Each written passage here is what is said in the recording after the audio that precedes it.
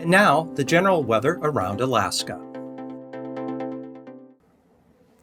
Well, a flood watch remains out here for the southern southeast coast through Saturday evening for continued heavy rain or periods of heavy rain that'll be moving through the southeast coast, actually going into the first of next week. And for the satellite image, you can see one band here having pushed through now well into Canada, another band here off the coast, one right through there, and yet another one here back with the main low center here, well, southeast of Kodiak Island. All this moisture, you can see, rotating right up into the southeast coast there, as well as the North Gulf Coast with areas of rain pulling in across south central Alaska and some showers up along the Alaska Range. Another low center here bringing rain and some wind into the Alaska Peninsula and southern Bristol Bay there, with clouds extending northward there across the Bering Sea. Some clearing here up over the northern interior areas and possibly down into the western part of the state. And then out to the west, not much out here. Actually, high pressure starting to develop right in this area here, although pretty weak as of this time, but should become a little more well-developed over the weekend.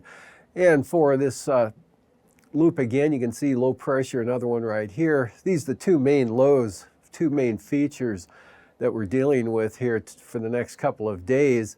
As you'll see the forecast for tonight, first we'll start, there's that weak ridge of high pressure developing over the western Bering Sea. Otherwise, there's a few things out here, weak troughs bringing some light rain and showers here. These caught up in northerly flow here coming down out of the Chukchi Sea there. Could be a little bit of mixed precipitation for the Chukchi Sea up there, and possible snow for the eastern Arctic coast there with a trough swinging around.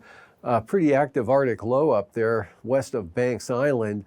And south of the Brooks Range, fair skies, light winds, but this low center here now in the Gulf of Alaska pushes another front, keeps rain heavy at times with gusty winds here in the forecast for the southeast coast through tonight and into tomorrow, with some areas of rain along the North Gulf Coast, Prince William Sound, mainly southern Kenai Peninsula and the Cook Inlet area, with rain starting to become lighter and more intermittent for Kodiak Island.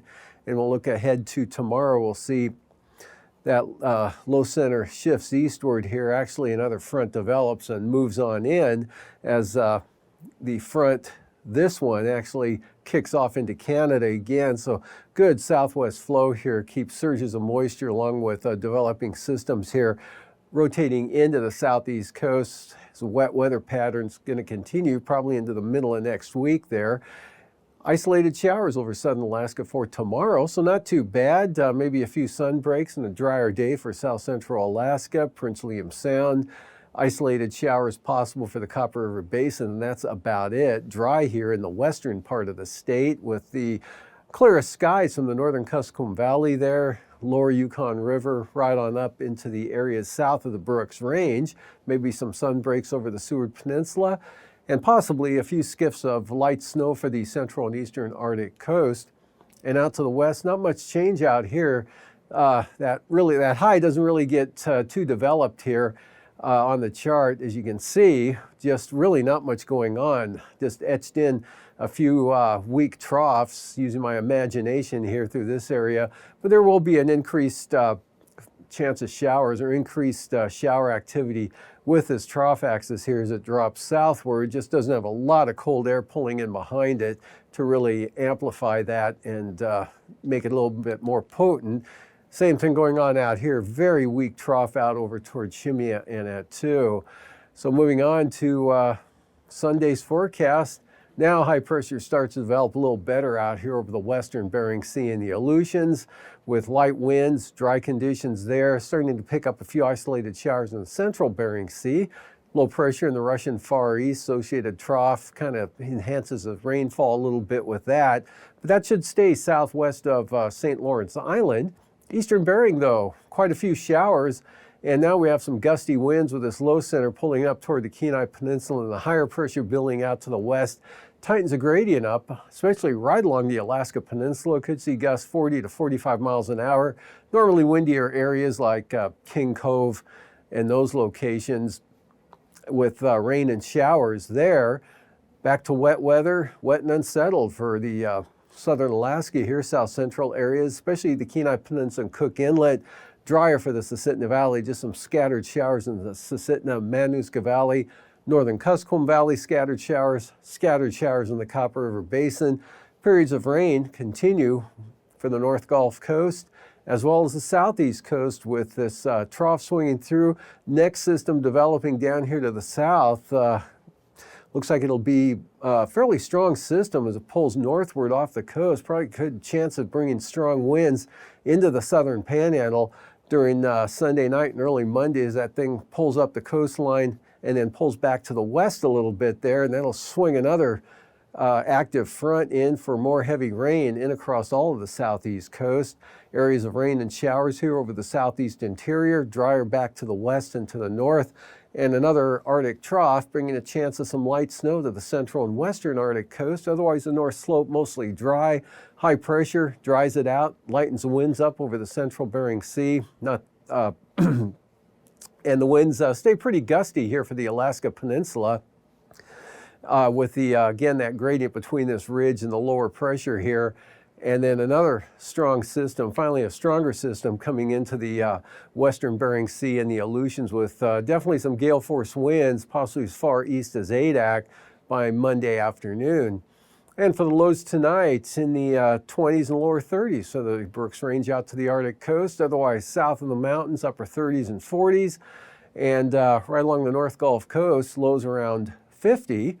And upper 40s to lower 50s for the panhandle, or I should say mid 50s, especially over the southern areas. And for tomorrow, still getting into the 60s here over the southern southeast coast. Otherwise in the mid 50s to the north, mid to upper 50s here across southern Alaska. Seward possibly could get up to 60 tomorrow. And close to 60 for Kodiak Island, in the 50s in the central interior, 30s from the Brooks Range out to the Arctic coast, and 40s out to the west. For the lows on Sunday morning, again, 20s and 30s here from the northern interior right out to the Arctic Ocean, and 40s over the Bering Sea and the Aleutians, with actually 40s across all of southern Alaska, and 40s and lower 50s for the southeast coast. And the highs for the Sunday afternoon, 30s for the Brooks Range of the Arctic coast again, 40s and 50s across the central interior, mid 50s southern Alaska, and 55 to 60 or into the lower 60s for Prince of Wales Island once again. And from there, taking a look at the 6 to 10 day outlook for September 23rd through the 27th. Western part of the state looks to be chillier than normal from the Arctic coast right on down to the Alaska Peninsula. And then the southeast interior looks to be on the plus side of normal for temperatures, and then back below for the southeast coast. Precipitation wise for 6 to 10 days, pretty normal most everywhere in the state. A little below normal here for the central interior up to the Arctic coast.